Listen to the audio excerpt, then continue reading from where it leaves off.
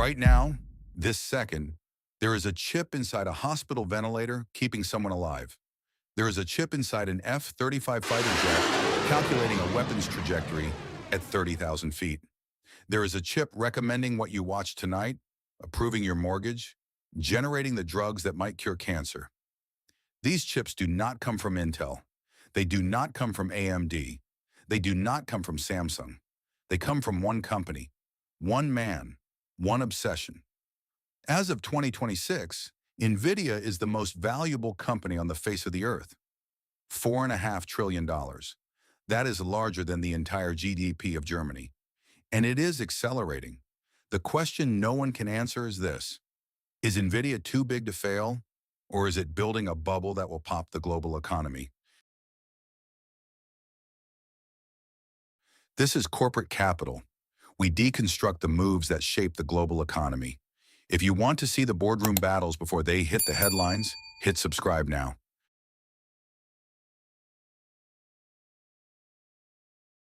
In 1993, three engineers sat in a Denny's in San Jose with a napkin, a plan, and $30,000. Their company was called NVIDIA. Their product did not yet exist. Their idea was simple: build chips that render graphics for video games. Fast, specialized, parallel. Most semiconductor executives called it a niche. Jensen Huang called it the beginning. By 2003, NVIDIA's GeForce line controlled 80% of the discrete GPU market. Intel dismissed it as a toy, but the real gamble came in 2006.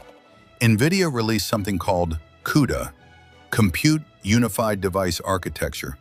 It was a software platform that allowed developers to use a graphics chip not for games, but for mathematics, for science, for computation.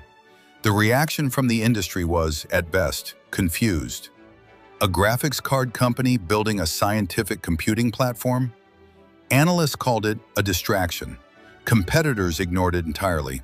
They would spend the next decade regretting that.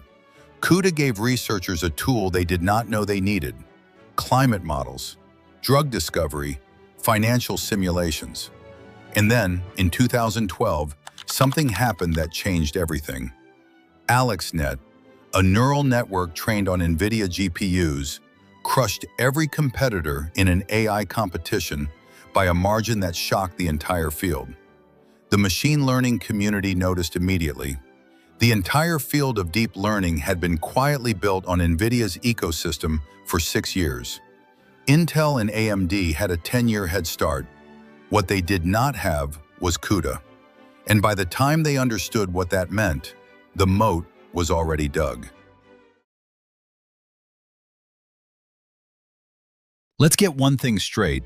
NVIDIA is not a chip company. It hasn't been one for years. It is a software monopoly that happens to manufacture hardware, and that distinction is worth $4 trillion. Here is how the lock-in works. A company wants to build an AI model. They could use any hardware, but the libraries and optimization layers built on top of CUDA run fastest, and often exclusively on NVIDIA chips. CUDA has over 4 million registered developers. Retraining that ecosystem to use a competitor's platform would take years and cost billions. Switching isn't a technical decision, it is a civilizational one.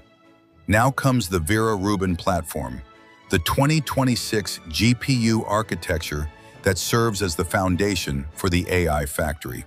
This is an end-to-end industrial system for producing artificial intelligence at scale. Every major cloud provider and national government is building one, and the only efficient way to do it is with NVIDIA. This is no longer a vendor relationship. It is infrastructure dependency. By early 2026, data center revenue accounts for over 87% of NVIDIA's total revenue. They don't just sell you the engine, they sell you the road, the fuel, the mechanic, and the GPS. This is corporate capital. We deconstruct the moves that shape the global economy. If you want to see the boardroom battles before they hit the headlines, hit subscribe now. But the most powerful technology companies on Earth are not content to be tenants in NVIDIA's ecosystem forever. Google has been building its own TPUs since 2016, which now handle the majority of internal AI workloads for search and YouTube. Amazon's Trainium chips are now available to customers at 30 to 40% lower costs than NVIDIA instances. Meta has Artemis, Microsoft has Maya. The message is clear. They are done paying the NVIDIA tax. We are seeing the inference inflection of 2026. While training a model still requires raw NVIDIA firepower, custom chips are closing the gap when it comes to running those models. Startups like Cerebras and Grok have built architectures that beat NVIDIA on specific benchmarks. And yet none of them have cracked the software problem. None of them have CUDA.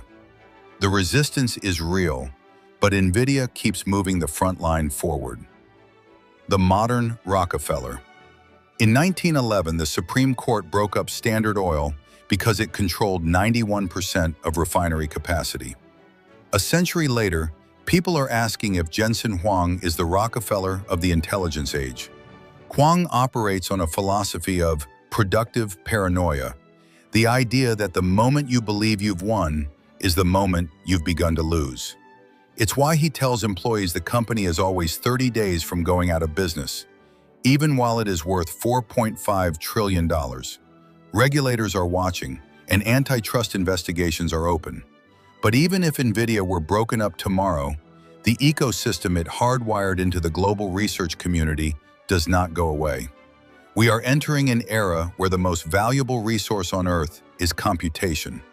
And right now, one company controls the wells. The $4 trillion question is not whether NVIDIA is too big. It is whether the world has already decided it cannot afford for NVIDIA to be anything else. This is corporate capital. We deconstruct the moves that shape the global economy. If you want to see the boardroom battles before they hit the headlines, hit subscribe now.